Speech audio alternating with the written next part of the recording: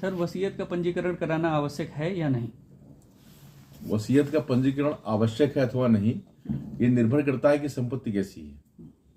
अगर संपत्ति एग्रीकल्चरल है, एग्रीकल्चरल होल्डिंग है किसी की, यानी कृषि योग्य भूमि है, उसका वसीयत किया जा रहा है, तो आज के समय में उसका पंजीकरण मैंडेटरी है, यानी आवश्यक है।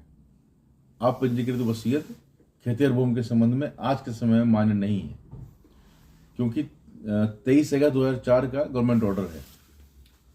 23 अगस्त 2004 को जिम्मेदारी एबोलिशन एक्ट में संशोधन करके ये प्रावधान डाला गया कि जो एग्रीकल्चरल होल्डिंग होगी, यानी कृषि भूमि होगी, वो उसकी वसीयत पंजीकृत होगी और 2 गवाहों द्वारा अटेस्ट की जाएगी और जो वसीयत करता है उसके द्वारा हस्ताक्षरित होगी।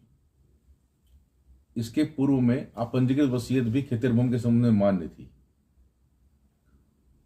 ये हो गई खेतिहर भूमि की बात में कि आज के समय में अगर वसीयत की जा रही है खेतिहर भूमि की, तो उसका पंजीकरण मस्ट है, वो मैंडेटरी है। अपंजीकृत नहीं मान्य है आज के समय में।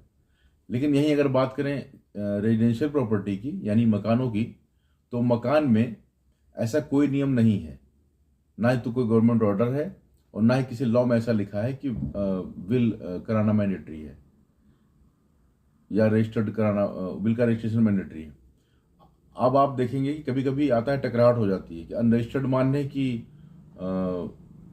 रजिस्टर्ड मान्य है। तो यहाँ पर मकानों के संबंध में जो सिद्ध कर लेगा वसीयत को, यानी कि अगर अपंजीकृत वसीयत भी सिद्ध कर लेता है तो फिर वही मान्य होगी। ऐसा भी कई केस आपको मिल जाएंगे केस लॉस। तो मकानों के केस में अनरजिस्टर्ड भी चल जाती है, लेकिन खेतिहर भूमि में क्योंकि लॉ में लिखा है, इसलिए उसका रजिस्ट्रेशन मैंडेटरी कर दिया गया है।